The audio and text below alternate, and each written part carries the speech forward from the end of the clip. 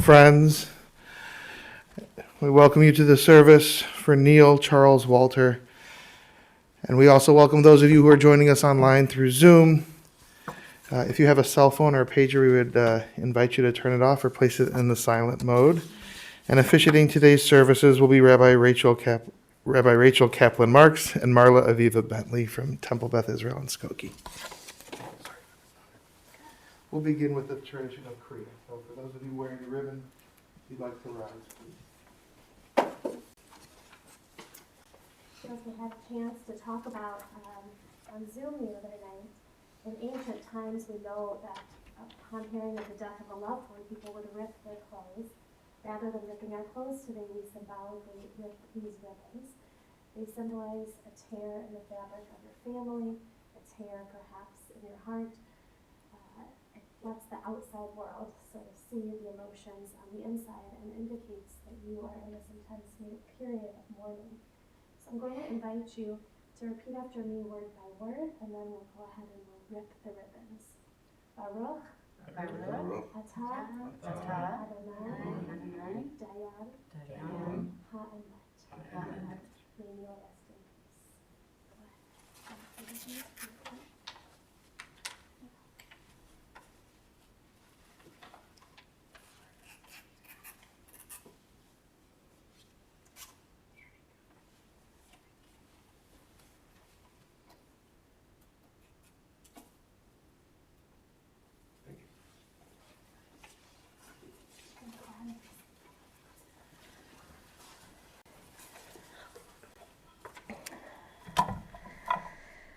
For Neal's life that united you, for his love which death cannot sever, for his companionship that you shared along life's path, and which continues through the tenderness of memory, for the gifts of the heart and mind that brought you joy and happiness, we give thanks to God.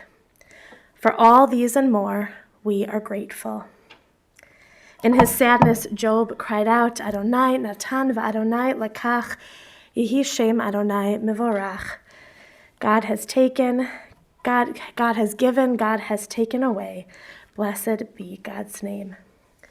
At this time, we turn to our tradition, looking for words that might offer us some measure of comfort. We turn to the psalmist as we listen to Psalm 121.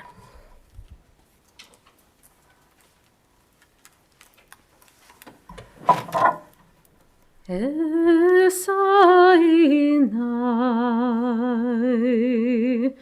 ilharim mi'ayin ya'avu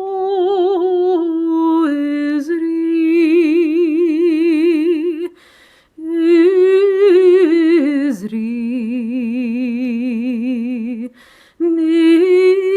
Adonai,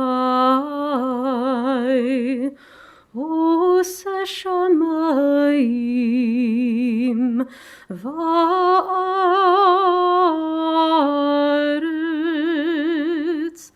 Aitin amot raglecha, Al yanum shomrecha, Inelu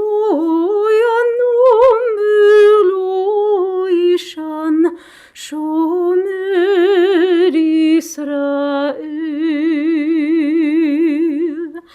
Adonai Shomrecha, Adonai Tzilcha, Tzilcha Yad Yeminecha,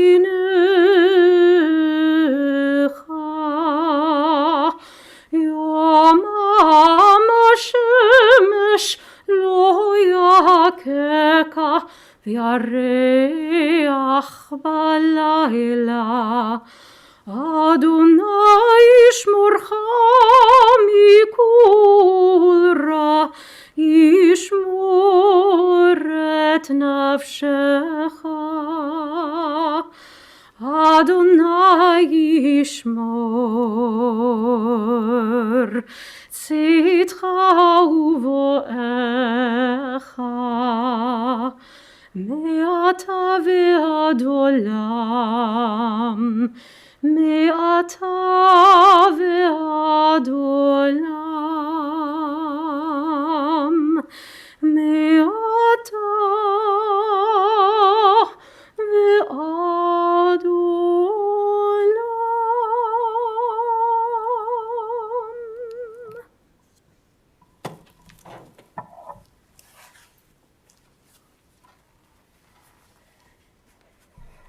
A song for ascents. I turn my eyes to the mountains. From where will my help come? My help comes from Adonai, maker of heaven and earth.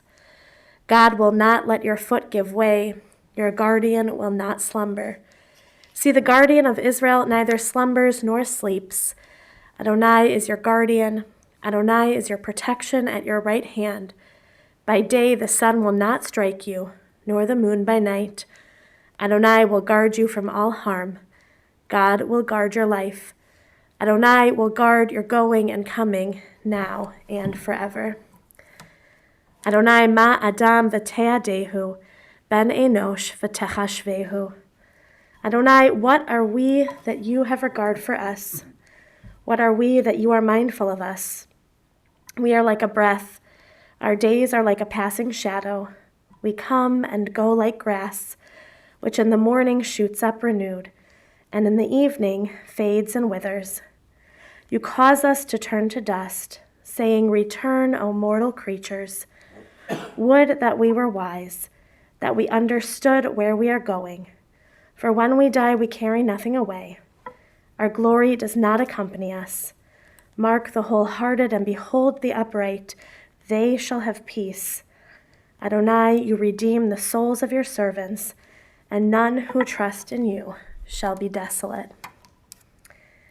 When we gather together like this to mourn the loss of a loved one, we turn to the words of Psalm 23. And in those words, we find a phrase that tells us that we are not alone. We don't have to go through this period of mourning alone, and none of our souls are ever alone. Adonai ro'i lo echsar, binot desha yarbitzeni, al mei menuchot yanachaleni, nafshi yeshovev, yancheni b'maglei tzedek lama'an shemo, gam ki elech begates al mavet, lo ira ra, ki ata imadi, shivtecha uminshantecha, hema yanachamuni, ta'aroch lefanai shulchan neged sorarai, Dishanta v'shemen roshi, kosi revaya, ach tov v'chesed yirdefuni kol yamei chayai, v'shavti b'veit Adonai, la'orech yamim. You may have received one of these pamphlets, and the inner folds will find the English translation of the 23rd Psalm. I'll invite you to read along with me. The Lord is my shepherd, I shall not want. He maketh me to lie down in green pastures. He leadeth me beside the still waters. He restoreth my soul. He leadeth me in the paths of righteousness for his name's sake. Yea, though I walk through the valley of the shadow of death, I will fear no evil, for thou art with me. Thy rod and thy staff, they comfort me. Thou preparest a table before me in the presence of my enemies. Thou anointest my head with oil, my cup runneth over. Surely goodness and mercy shall follow me all the days of my life, and I will dwell in the house of the Lord forever. Neal was hardworking and he was honest. At his core, Neal was an attorney. Having practiced law for over 40 years, he was proud of his time as an assistant state's attorney, and he was proud of the years he served with the Metropolitan Enforcement Group. He was proud to have been part of holding people who had done some really bad things accountable to the law. For some time, Neal was a village prosecutor from Morden Grove. His family remembers how he would carry his badge and even flash it when he took his wallet out at restaurants. Neal spent much of his career as a criminal defense attorney. He believed that everybody deserved a fair shake, and he didn't let the finances of his clients stand in the way of that. If they couldn't afford his fees, he would lower them. Some people tell time with watches and calendars. Neal told time by his cases. At his core, he was a helper. Even though his professional area of expertise was criminal law, he was always glad to be able to help out his family and friends with their legal needs. He was ready any time to help with a house closing, make a phone call, or draft a letter on behalf of those he cared about. Neal had a number of interests and hobbies. He loved the Bears and was a season ticket holder with the DePaul Blue Demons basketball team. He even traveled with the team when they made the NCAA college tournament. He had friends from all areas of his life. He enjoyed his rugged fishing trips where he and his buddies would be dropped off in what seemed like the middle of nowhere. And Neal was a diner. He liked to savor a good meal.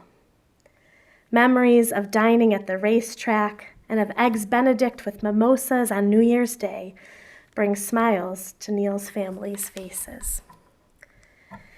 Neal was an avid reader and a big Jeopardy fan. He loved fancy cars and technology, always having a new car and being the first to get the newest phone or gadget. He enjoyed traveling from Alaska to St. Thomas. He enjoyed cruises and road trips. Neal was determined. Once he had his surgery, he had to relearn how to walk and how to drive again. He worked at it and he did it, and he didn't ever complain. Until the very end, when asked how he was, he would say, "I'm good." Neal was family-oriented and respectful. He was a devoted son to Alfred and Jenny and brother to Rodger. Neal grew up on the south side of Chicago in a very Jewish community. He was raised with good Jewish values. Neal's father, Alfred, was also a lawyer who later became a judge.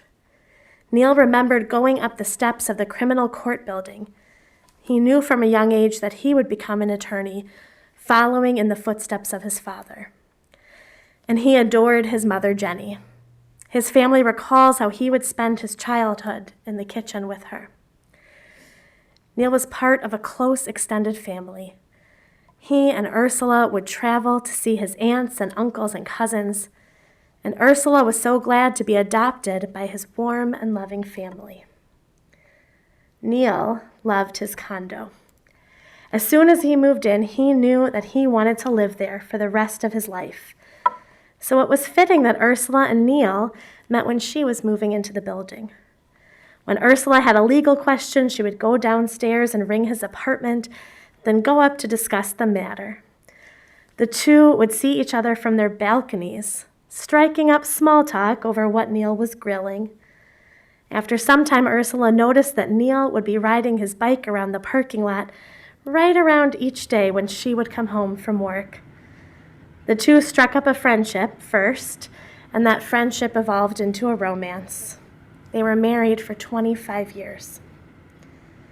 Neal came into Dan and Rebecca's lives when they were teenagers, so he relished the opportunity to be a papa for his 4 beloved grandchildren, Sophie, Yael, Emily, and Ari.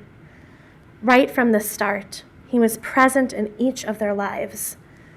Most people knew Neal as being very serious and always in control, taking the lead.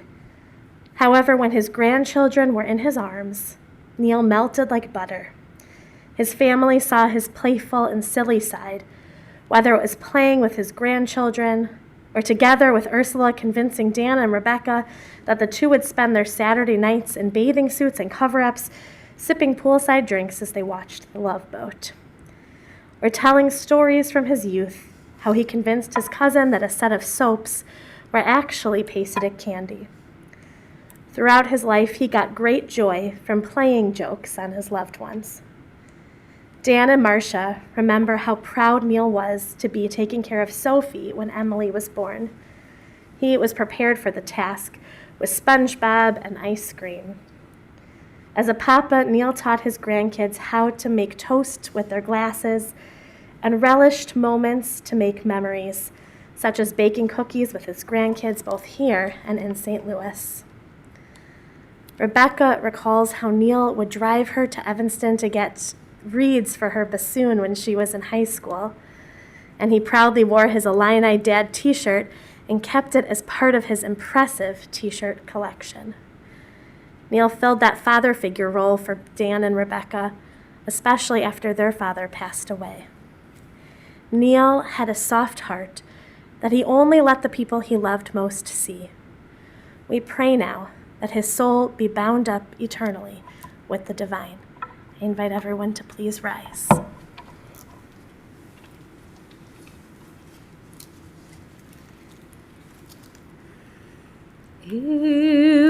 Meli rachamim shochin b'meromim hamtzi menucha nechona tachat kanfei hashchina im kedoshim u'torim kezor arakiyam azirim et nishmat Naftali ben Alfred v'Jenny shehalach le'olamo Ba'al harachamim yastirihu b'seter knafav le'olamim Vitzror achayim et nishmato Adonai hu nachalato V'anuach b'shalom al mishkavo V'nomar Amen.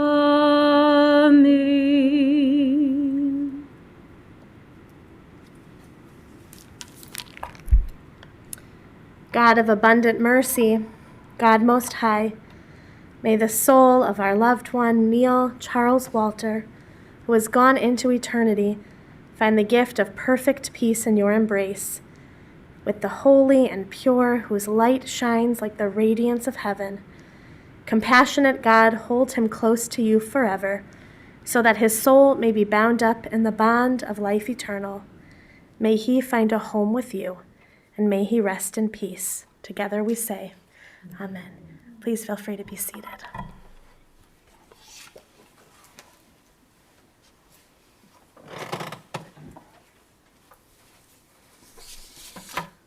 Friends, this concludes the services here at the chapel. The interment and burial services will continue at Shalom Memorial Park in Arlington Heights.